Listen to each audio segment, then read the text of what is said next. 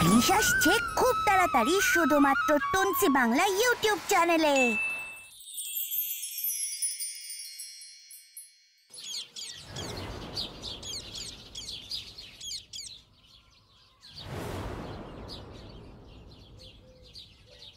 ইনি হলেন মন্টু ও মিনতির মা বাসন্তী।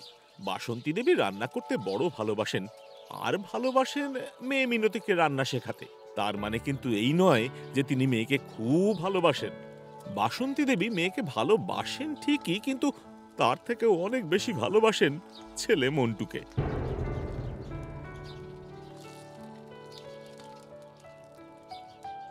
এই মিনতি, যা এই বড়া দুইটা মন্টুরে দিয়ে আয় দেখি। মন্টু বড়া ভালো খায়। আচ্ছা মা।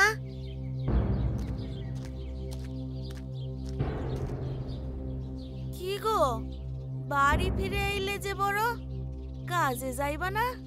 বলি শরীর টরীর ঠিক আছে তো? না গো মন্টু মা, শরীরটা ঠিক লাই, কেমন যেন করতেছে, তাই ফিরে আইলাম। তোমার শরীর তো কাল রাত থেকেই খারাপ ছিল। আমি বইলাম না কাজে যাইও না। মিনতি, বাবারে জল দে দেখি। আরে কাজে কি আর শখ করে যাই গো মন্টুর মা, কাজ না করলে খাবো ডাকি। হ্যাঁ গো মন্টুর মা, মন্টু কয়? মা, মন্টু তো ঘরে নেই। সে কি গো, ঘরে নাই মানে গেছে কোথায়? মন্টু তো ঘরেই ছিল। এই মন্টু, মন্টু রে, ঘরে বসেই তো পড়াশোনা করছিল ছেলেটা। হাত হয়ে গেছে, ছান টান কইরে খেয়ে স্কুলে যাইবে। সকাল বেলা গেল কোথায় ছেলেটা বলো দেখি? মন্টু, আয় মন্টু। মন্টু ওরফে মন্টু মণ্ডল মশাল মণ্ডলের একমাত্র ছেলে। প্রথমেই বলে রাখা ভালো, মন্টু কিন্তু সত্যি খুব ভালো ছেলে, পড়াশোনাতেও ভালো, বড়দের কথা শুনে। আজ সকাল থেকে ঘরে বসে মন্টু স্কুলের পড়া পড়ছিল। পড়া শেষ করেই বন্ধুর বাড়ি যাবে বলে বেরিয়েছিল। তারপর থেকে আর মন্টুর দেখা নেই। মা, আমি কোমলদের বাড়ি থেকে একটু আসছি, এক্ষুনি চলে আসবো। স্কুলে যাব কিন্তু।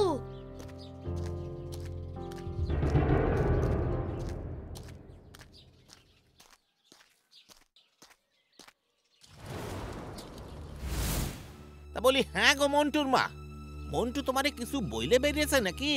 কই, কিছুই তো বইলে যায়নি। আমিও তো ঘরের কাজই করছিলাম, কিছু বইলে তো আমি শুনতেই পাইতাম।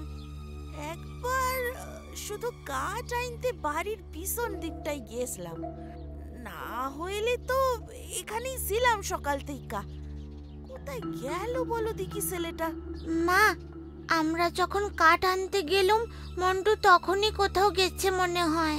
আহ, চুপ কর তো তুই, সব সময় বেশি কথা বলিস। তা হ্যাঁ রে মিনতি, মন্টু কোনো ওর বন্ধুর বাড়ি যায় নাই তো? গেলে তো এক কোমলদের বাড়িতেই যায়। কোমল কুড়ি স্কুলে একসাথে পড়ে না?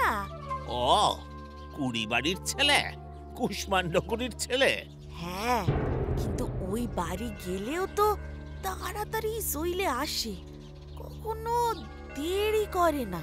যাই, আমি একটু রাস্তার দিকটা দেখে আসি, তুমি বসো।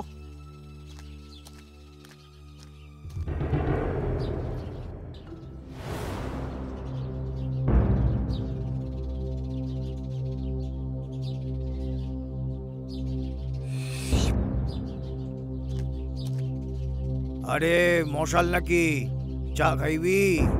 রে নাড়ু গোপাল, মশাল রে একটা মশলা চা দে দেখি। হ্যাঁ দিতাছি, আর আমি নাড়ু গোপাল না, গোপাল পাল। আহ, মেলা কথা না বইলে মশাল রে একটা মশলা চা দে আগে। না গো হরেন দাদা, আমি আর ওই চা ঠা খাইবো না। সে কি, চা খাইবি না? দাদা গো, আমার ছেলেটারে সকাল থেকে খুঁজতে যাচ্ছি, পাচ্ছি না গো। সেই সকাল বেলায় ঘর থেকে বেরোয় কোথায় যে গেল কে জানে। সে কি, খুঁজা পাইতাছিস না?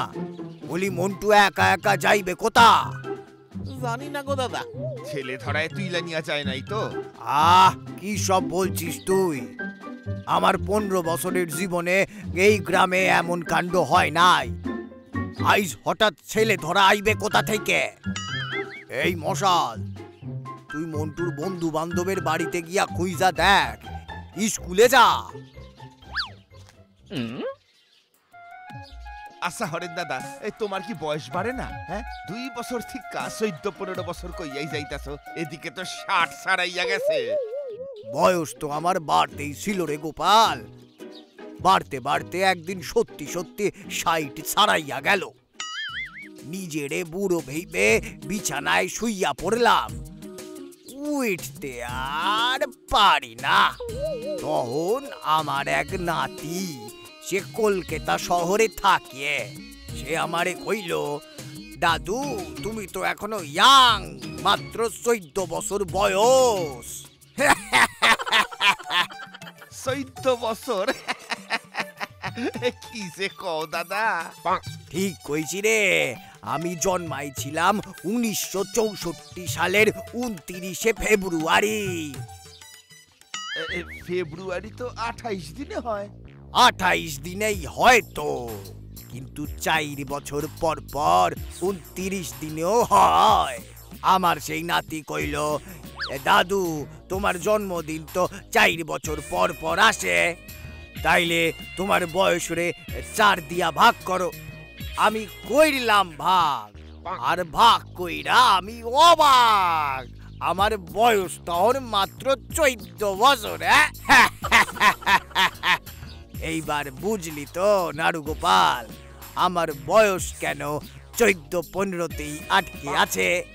কিছু কিছু বুঝলাম, আবার কিছুই বুঝলাম না।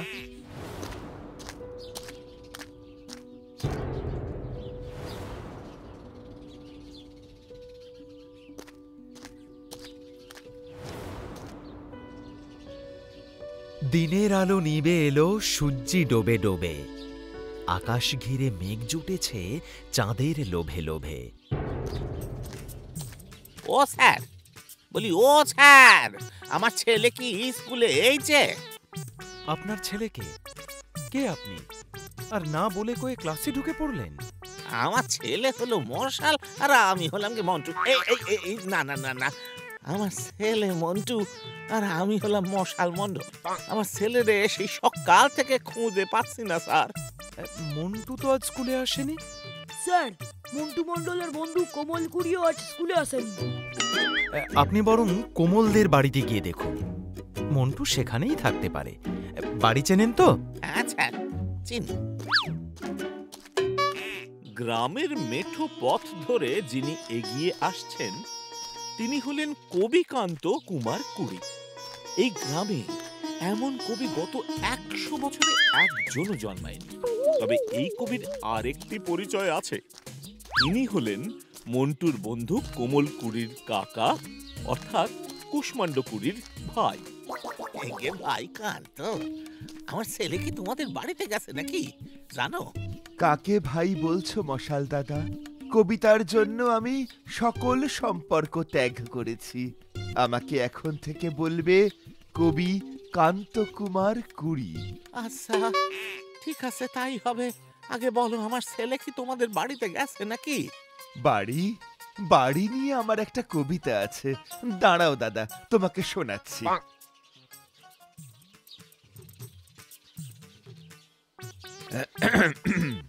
বাড়ি আমার বাড়ি ওগো, বাড়ি মায়ায় ভরা, মায়ার আমি মায়ার তুমি, মায়ায় বাঁচা মরা। ভাই কান্ত? ভাই নয়, কবি কান্ত কুমার কুড়ি। ওই হইল। আচ্ছা বলো তো, আমার ছেলে মন্টু কি তোমাদের বাড়িতে আছে নাকি? মন্টু না তো, আমি তো দেখিনি। তবে মন্টু দিয়ে আমার একটা কবিতা আছে, দাঁড়াও শোনাচ্ছি। মন্টু খায় শুধু লাউ ঘন্টু, পরেছে লাল জামা আর নীল পেন্টু, মন্টুর বন্ধুর নাম পিন্টু, পিন্টুর বন্ধু চিন্টু। এই যা চলে গেল। আজকাল বড়ই শ্রোতার আকাল। না, দাঁড়িয়ে থাকলে হবে না, আমাকে নতুন শ্রোতা খুঁজতে হবে। যাই দেখি কোথায় পাই। সকাল গড়িয়ে দুপুর হয়ে গেল, এখনো মন্টু ফিরে আসেনি। মন্টুর হারিয়ে যাওয়ার খবর পেয়ে বাড়িতে 3 পিসি ছুটে এসেছে। এমন সময় বাড়ি ফিরে আসে মশাল। ওই তো বাবা এসেছে। কি গা, ছেলেকে খুঁজে পেলে? কোথায় গেল বলো দেখি ছেলেটা? না গো পার্বতী, ছেলেরে পাইলাম না, ছেলেরে পাইলাম না।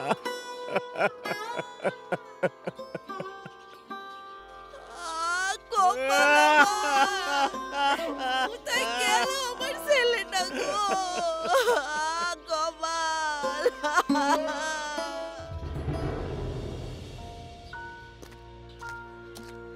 মন্টুরে এখনো পাওয়া যায় নাই।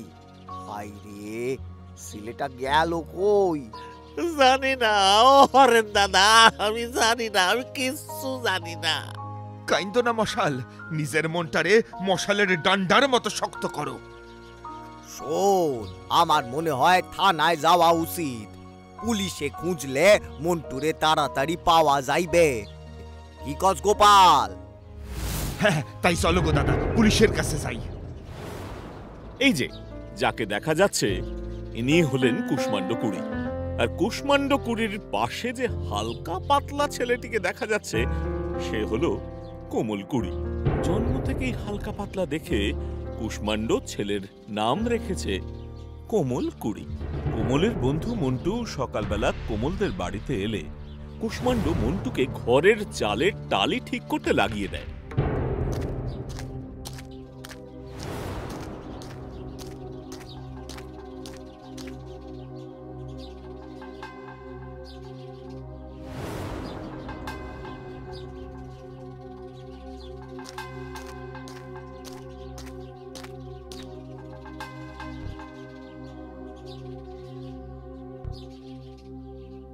কোমল, আজ স্কুলে যাবি তো? স্কুলে তো যাব, কিন্তু দেখ, গাছের ডাল ভেঙে পড়ে আমাদের ঘরের টালি ভেঙে গেছে। এখন টালি না পাল্টে কি করে যাই বলতো? তুই ঘরের টালি পাল্টাবি? কমল টালি পাল্টাইতে চালে উঠলেই হইছে। যে ছেলেকে জোরে হাওয়া দিলেই খুঁটি ধইরে দাঁড়াইতে হয়, সে যদি এখন চালে ওঠে, আর চালে উঠলেই যদি জোরে হাওয়া দেয়, তাইলে কোথায় উইড়ে গিয়ে পড়বে কে জানে। ওরম রোগা পাতলা নরম ছেলে দিয়া কি আর কোনো কাজ হয়?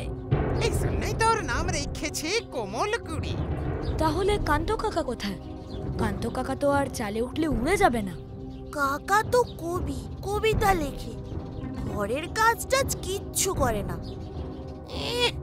কান্ত যদি চালে উঠে টালি পাল্টে দিত, তাহলে তো হয়েই যাইতো। মন্টু, তুই চালে উঠে টালি কয়টা পাল্টাইয়া দিবি? আমি তো স্কুলে যাব কাকা। স্কুলে যাইবি? হ্যাঁ, মাকে বলে এসেছি তোমাদের বাড়ি থেকে ফিরে স্নান করে ভাত খেয়ে স্কুলে যাব। তাহলে আর কি হইবে রে কোমল? রাতে বৃষ্টি আইলে শুইয়া শুইয়া ভিজতে হইবে। মন্টু তো আর আমাদের ঘরের চাল সারিয়ে দেবে না, বৃষ্টিতে আমাদেরকেই ভিজতে হবে। কি আর হবে? আমার সর্দি হবে, জ্বর হবে। ঠিক আছে, আমি চালে উঠছি, তোকে আর জ্বরে ভুগতে হবে না।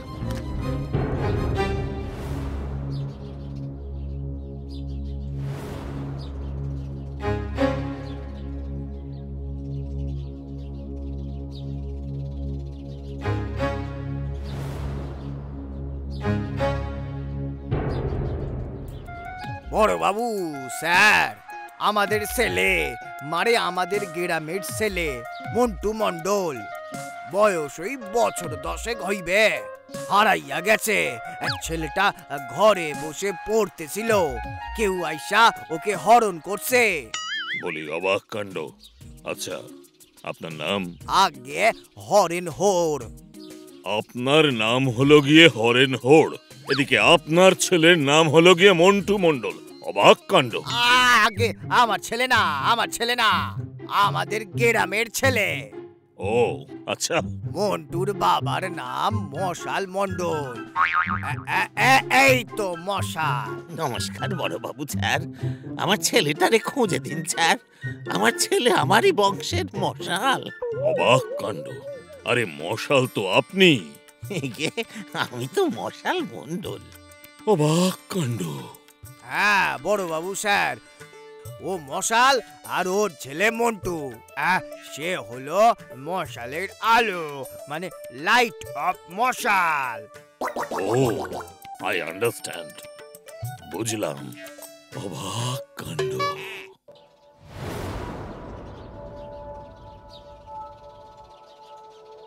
মা, একটু জল খাও, সকাল থেকে তো কিছুই খাওনি।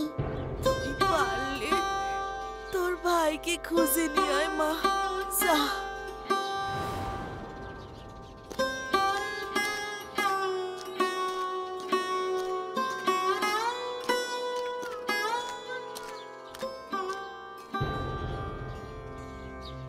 ভাই, মন্টু, ভাই রে।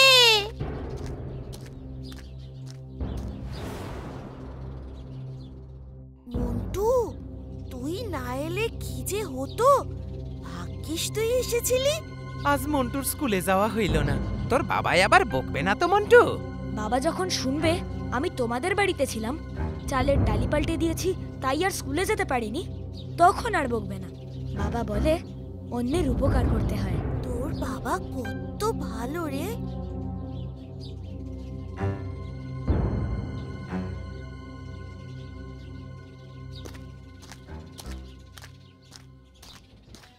মন্টু, তুই এখানে? দিদি তুই? তুই এখানে কি করছিস? সবাই তোকে খুঁজছে, তুই বলে আসবি না? কিন্তু আমি তো মাকে বলে এসেছি। মা, আমি কমলদের বাড়ি থেকে একটু আসছি, এক্ষুনি চলে আসবো, স্কুলে যাব কিন্তু। আমি তো মায়ের সাথেই ছিলাম, শুনতে পাইনি তো। মা তোর জন্য কাঁদছে, বাবাও কাঁদছে। তুই তাড়াতাড়ি বাড়িতে চল ভাই আমার। চল।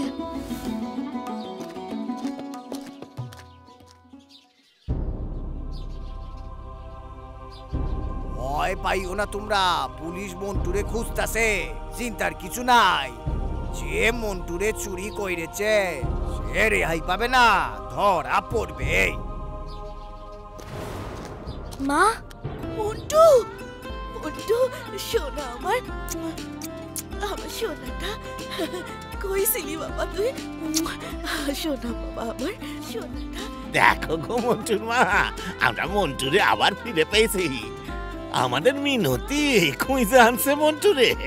মিনতি, হায় মা, কাছে আয়, কাছে আয় মা। মিনতি, আমার সোনা মাইয়া। মন্টুর মা, বলি ও মন্টুর মা, তুমি তো মিনতিরে একটু হইলেই বকাঝকা করো। এই দেখো, দেখো, আজ কিন্তু ওই মিনতি মন্টুরে ফিরাইয়া আনছে।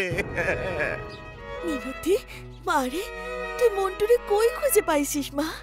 মন্টুরে কোমলদের বাড়িতে পেয়েছি মা। ভাই, মন্টু, মন্টু তুই এখানে? দিদি তুই? তুই এখানে কি করছিস? সবাই তোকে খুঁজছে, তুই বলে আসবি না? কিন্তু আমি তো মাকে বলে এসেছি। আমি তো মায়ের সাথেই ছিলাম, শুনতে পাইনি তো। মা তোর জন্য কাঁদছে, বাবাও কাঁদছে। তুই তাড়াতাড়ি বাড়িতে চল ভাই আমার। চল। মিনতিরে তো গ্রাম থেকে একটা পুরস্কার দেওয়া দরকার। যারে আমরা কেউ খুঁজে পাই নাই, তারে মিনতি খুঁজে পাইছে। তুমি ঠিক কইছো গো হরেন দাদা। সারাদিন পর মন্টু বাড়িতে ফিরে এলে সকলের দুশ্চিন্তা দূর হয়, আনন্দিত হয় সবাই। এদিকে বাসন্তী মিনতিকে আগে অতটা ভালো না বাসলেও এখন ভালোবাসে। বাসন্তী আগে ছেলে আর মেয়েকে আলাদা নজরে দেখত, কিন্তু এখন সে দুজনকেই সমান নজরে দেখে। মায়ের কাছে এখন ছেলে মেয়ে দুজনেই সমান সমান ভালোবাসা পায়।